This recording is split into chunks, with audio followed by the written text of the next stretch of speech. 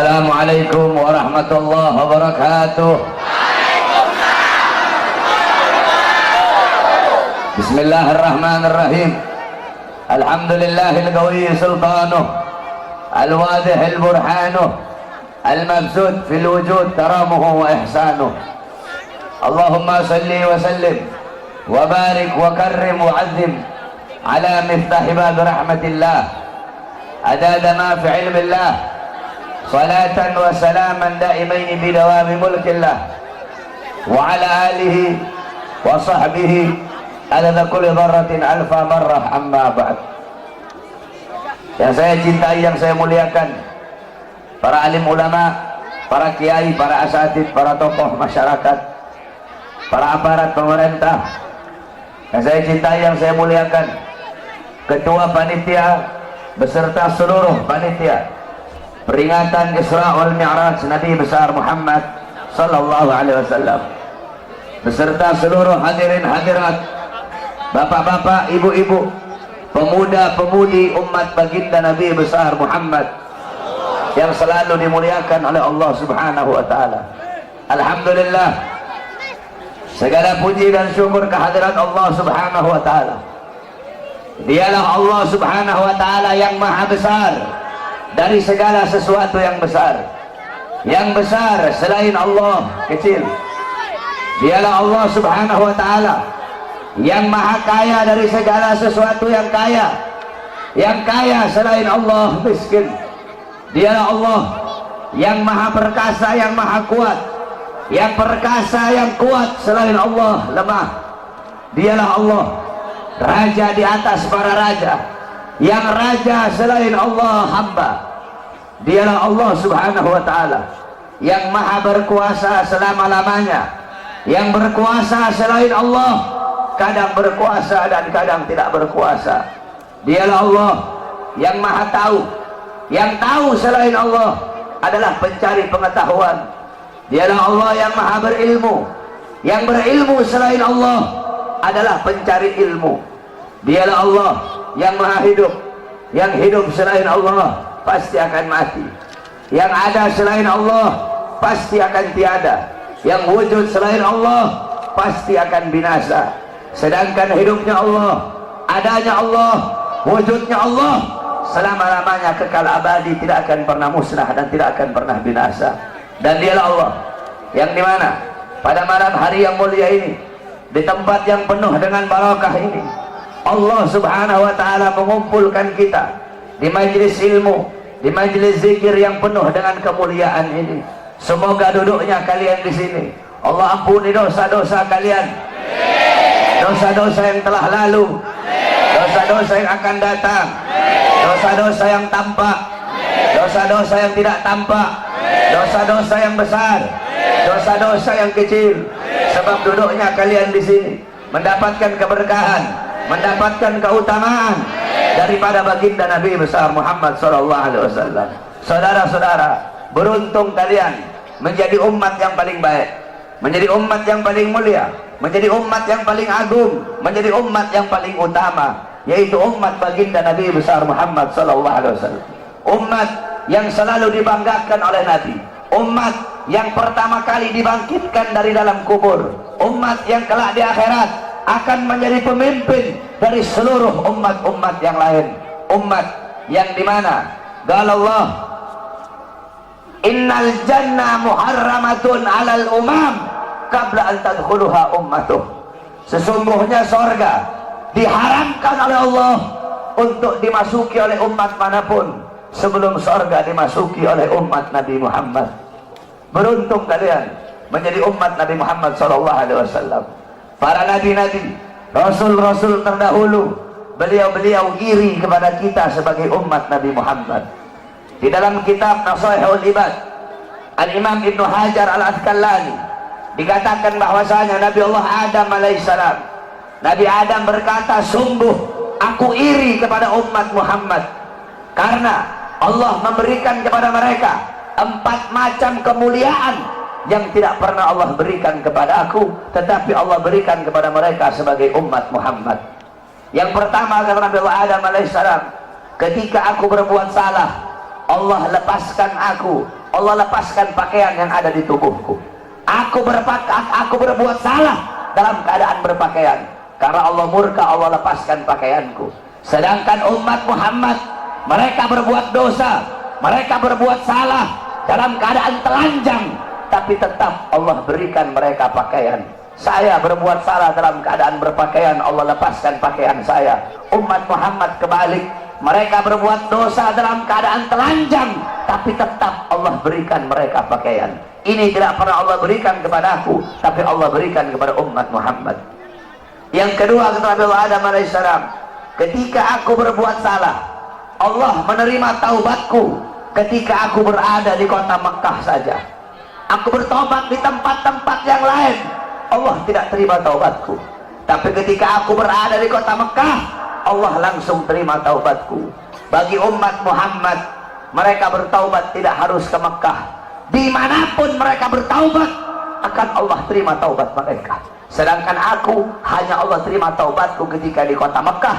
Umat Muhammad, dimanapun mereka berada, Allah akan terima taubat mereka. Yang ketiga, kata Nabi Adam alaihissalam, ketika aku berbuat salah, Allah pisahkan aku dengan istriku Hawa selama ratusan tahun. Sedangkan bagi umat Muhammad, pagi, siang, sore, malam mereka berbuat dosa, mereka berbuat salah, tapi tidak Allah pisahkan mereka dengan anak dan istri mereka. Aku hanya satu kesalahan, Allah pisahkan aku dengan istriku selama ratusan tahun. Ini tidak pernah Allah berikan kepadaku, kata Nabi Adam. Yang keempat, kata Nabi Adam, aku berbuat salah di sorga, karena Allah murka, Allah keluarkan aku ke dunia, Allah turunkan aku ke dunia. Umat Muhammad kebalik, mereka berbuat dosa di dunia, berbuat salah di dunia, tetapi kalau mereka meninggal husnul khatimah, Allah angkat, Allah masukkan mereka ke surga. Empat kemuliaan ini tidak pernah Allah berikan kepada aku, tetapi Allah berikan kepada umat Muhammad. Beruntung kita menjadi umat baginda Nabi besar Muhammad, umat yang selalu dirindukan oleh Nabi, umat yang dimana qala Rasul sallallahu alaihi wasallam, Nabi Muhammad SAW bersabda di dalam hadisnya, idza yushaku ahadukum bisyaukatin fi rijlih la'ajidu ala maha fi qalbi. Apa kata Nabi? Andaikan salah satu dari kalian, wahai umatku, ada yang kakinya tertusuk duri, maka pasti kalian merasakan sakit. Rasa sakit yang kalian rasakan, itu pun aku rasakan, bahkan sampai ke dalam hatiku. Umat yang selalu dicintai oleh Nabi Muhammad, umat yang selalu diperdulikan oleh Nabi Muhammad. Sayyidatuna Aisyah radhiyallahu anha, beliau pernah melakukan suatu pekerjaan yang disenangi oleh Nabi, sehingga Nabi mengangkat tangan dan berdoa, Allahumma ighfir li Aisyah ma qaddamat wa ma akharat, ma abharat wa ma abtanat. Ya Allah, ampuni dosa-dosa Aisyah yang telah lalu, yang telah lalu, yang akan datang, yang tampak, yang tidak tampak. Ampuni dosa Aisyah ya Allah. Siti Aisyah loncat-loncat. Siti Aisyah sangat senang dengan doa Nabi Muhammad. Nabi berkata, wahai Aisyah, apakah kamu senang dengan doa seperti itu? Kata Siti Aisyah, siapa yang tidak senang didoakan manusia mulia sepertimu ya Rasulullah. Kata Nabi, wahai Aisyah, kalau kamu senang dengan doa seperti itu, ketahuilah doa seperti itulah yang setiap yang setiap saat, setiap pagi, siang, sore, malam, setiap waktu aku mintakan kepada Allah untuk umatku. Nabi Muhammad begitu peduli kepada kita sebagai umat. Beruntung kalian menjadi umat yang dimana qala Sayyidina Ali karamallahu wajhah, inna Rasulullah fi akhir nafsi haradat syafataihi marratain fa'algaitu sam'i fasami'tuhu yaqul ummati ummati faqbilah Rasulullah. Sayyidina Ali berkata, Nabi Muhammad pada saat detik-detik terakhir nafasnya, aku melihat bibir beliau menggerakkan dengan 2 kali gerakan. Aku dekatkan telingaku, aku mendengar beliau berkata, ummati ummati, umatku umatku, kata Nabi Muhammad SAW. Bahkan pada saat detik-detik terakhir nafasnya, Nabi Muhammad masih memikirkan kalian sebagai umat. Ketika itu Nabi Muhammad terbaring sakit di kamar yang biasa beliau tiduri di rumah Sayyidatuna Aisyah radhiyallahu anha. Allah berkata kepada Jibril, wahai Jibril, turun kamu, sampaikan kepada Muhammad, aku berikan kepada dia dua pilihan. Apakah dia akan memilih aku atau dia memilih kehidupan dunia? Kalau dia memilih kehidupan dunia, akan aku panjangkan umurnya. Tapi kalau dia memilih aku, sampaikan kepadanya, pada hari ini akan datang ajalnya. Turun Jibril membawa firman tersebut. Kemudian Jibril menyampaikan, ya Rasulullah, Allah memberikan kepada kamu dua pilihan. Apakah engkau memilih Allah atau memilih dunia? Kalau engkau memilih Allah, pada hari ini akan datang kematianmu. Kalau kamu memilih dunia, Allah panjangkan umurmu. Apa kata Nabi Muhammad? Wahai Jibril, sudah tentu aku lebih memilih Allah. Bagiku kehidupan sebenarnya bukan dunia. Kehidupan sebenarnya bagiku ketika ruhku berpindah menghadap Allah subhanahu wa ta'ala. Pergi Jibril membawa kabar tersebut. Kemudian Allah memanggil Israel, wahai Israel, wahai pencabut nyawa, turunlah kamu ke dunia. Pasang muka yang paling bagus, pasang wajah yang paling bagus. Kamu akan mencabut nyawa makhluk yang paling mulia, yaitu Nabi Muhammad. Kamu cabut nyawa dia, itu pun kamu izin dulu kepada dia, mau tidak dia dicabut nyawanya. Kalau dia mau kamu cabut, kalau dia tidak mau kamu kembali kepadaku. Turun Israel membawa perintah Allah untuk mencabut nyawa baginda Nabi besar Muhammad. Israel berdiri di depan pintu rumahnya Nabi. Israel tidak berani langsung masuk rumahnya Nabi. Israel berdiri di depan pintu rumah Nabi Muhammad. Israel mengucapkan salam, assalamualaikum ya Rasulullah, assalamualaikum ya Habibullah, assalamualaikum ya Safiyullah. Pintu rumah dibuka oleh Sayyidatuna Fatimah. Sayyidatuna Fatimah putrinya Nabi membuka pintu rumah tersebut. Siti Fatimah berkata, siapa engkau?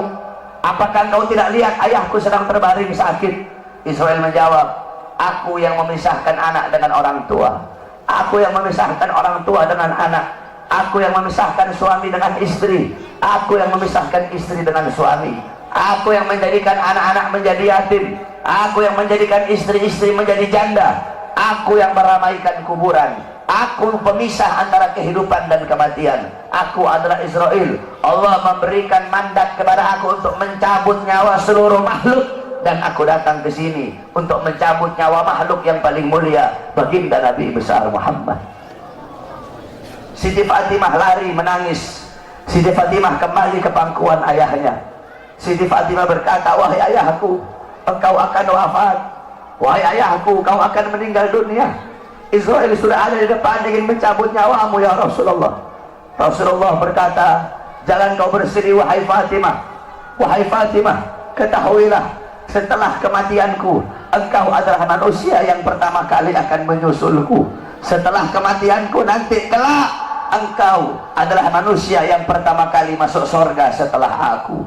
Siti Fatimah mengusap air matanya. Datang Israel berdiri di hadapan Nabi Muhammad. Israel berkata, ya Rasulullah, dengan segala kerendahan hatiku, aku datang kemari untuk mencabut nyawamu atas perintah Allah. Aku izin dulu kepadamu, apakah engkau mau dicabut nyawa? Kalau engkau mau, aku cabut. Kalau engkau tidak mau, aku kembali kepada Allah subhanahu wa ta'ala. Nabi Muhammad berkata, ya Jibril, wahai Jibril, aku belum puas meninggalkan umatku kalau belum diberi jaminan oleh Allah subhanahu wa ta'ala. Nabi Muhammad masih memikirkan nasib kita sebagai umat.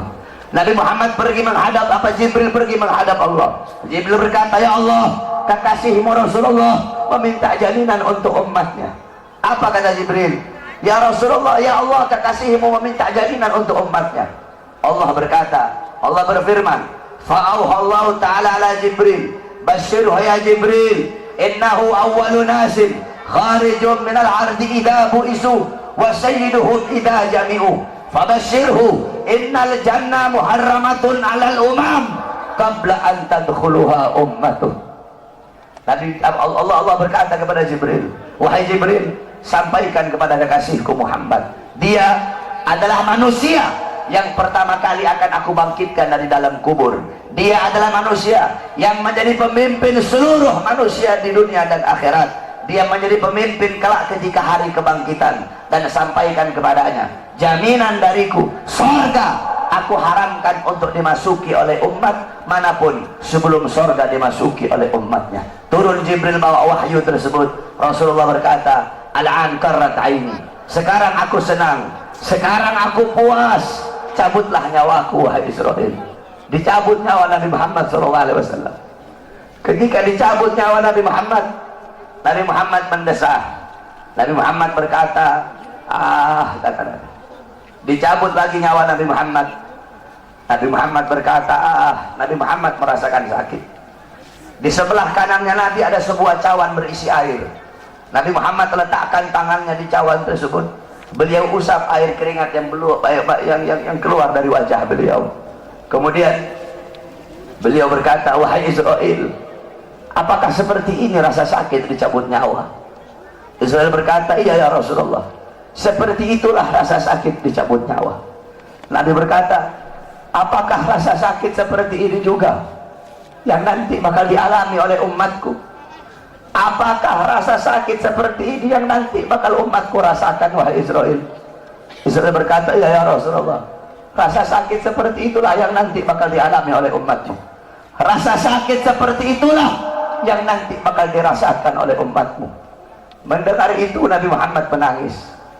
Nabi Muhammad mengangkat tangan.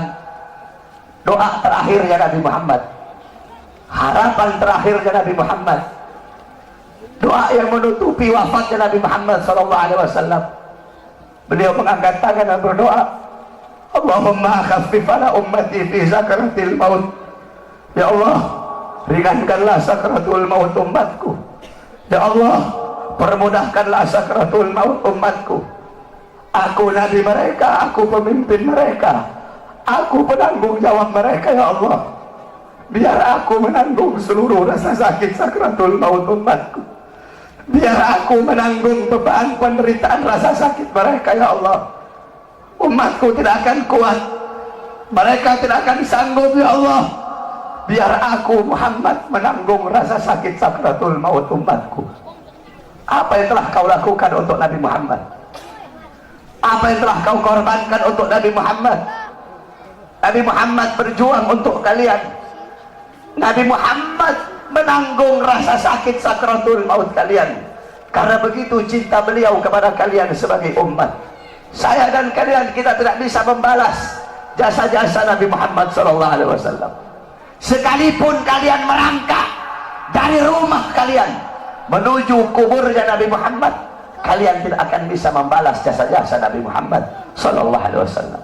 Oleh karena itu saudara-saudaraku sekalian, setelah Nabi Muhammad wafat, banyak para sahabat-sahabat yang tidak kuat hidup. Ada sahabat yang berdoa, ya Allah, cabut kedua mataku. Untuk apa lagi aku melihat? Nabi sudah wafat, cabut kedua mataku. Aku tidak lagi mau melihat selain memandang wajahnya Nabi Muhammad. Ketika itu juga dia dibutakan oleh Allah Subhanahu wa Ta'ala. Ada yang angkat tangan, ya Allah, cabut nyawaku. Aku tidak lagi mau hidup. Untuk apa aku hidup? Nabi Muhammad sudah wafat, cabut nyawaku ya Allah. Ketika itu juga Allah cabut nyawanya. Kemudian ada seorang perempuan, ada seorang wanita, balat li Aisyah, ya Aisyah, ikshif li kabrin Nabi. Wahai Aisyah, bukakan untukku kuburnya Nabi Muhammad. Dibuka kuburnya Nabi oleh Siti Aisyah. Masuk ini perempuan, fabakat hatta matat. Wanita ini menangis depan kuburnya Nabi sampai dia mati saat itu juga. Ketika itu banyak para sahabat yang tidak ada lagi gairah hidup. Sayyidina Abu Bakar As-Siddiq radhiyallahu anhu. Kamu tahu Sayyidina Abu Bakar? Sayyidina Abu Bakar seorang sahabat yang sangat dekat dengan Nabi Muhammad. Para ulama mengatakan Sayyidina Abu Bakar As-Siddiq beliau wafat dengan dua sebab. Sayyidina Abu Bakar meninggal gara-gara dua sebab. Pertama sebab dohir, kedua sebab batin. Sebab dohirnya apa? Karena beliau pernah dikasih makanan yang ada racunnya, dimakan oleh beliau. Racun itu lama-lama menggerogoti kesehatan beliau. Itu sebab dohir. Sebab batin beliau meninggal kenapa? Sebab batin beliau meninggal karena terlalu merindukan baginda Nabi besar Muhammad SAW. Istri beliau berkata, setiap kali Abu Bakar bangun dari tidur, pasti bantalnya beliau basah. Basah dengan apa? Basah dengan air mata kerinduan kepada baginda Nabi besar Muhammad. Kamu tahu, setelah Nabi Muhammad wafat, Sayyidina Abu Bakar As-Siddiq duduk kayak begini. Beliau duduk di pojokan sambil begini, sambil beliau bilang, andaikan Rasulullah ada di sampingku, andaikan Rasulullah ada di sisiku, sungguh aku merindukan sosok baginda Nabi besar Muhammad. Bilal ibn Rabah, muazzinnya Nabi, setelah Nabi wafat, Bilal pergi pindah, nggak mau lagi beliau tinggal di Madinah. Kenapa? Tidak kuat teringat kenangan bersama baginda Nabi besar Muhammad. Selama 2 tahun Bilal pindah ke Syam. Kemudian selama 2 tahun beliau di sana, tiba-tiba mimpi Nabi Muhammad. Nabi Muhammad berkata, wahai Bilal, datang kau berziarahlah kepada aku. Datang Bilal selama 2 tahun. Bilal datang ziarah di kuburnya Nabi Muhammad.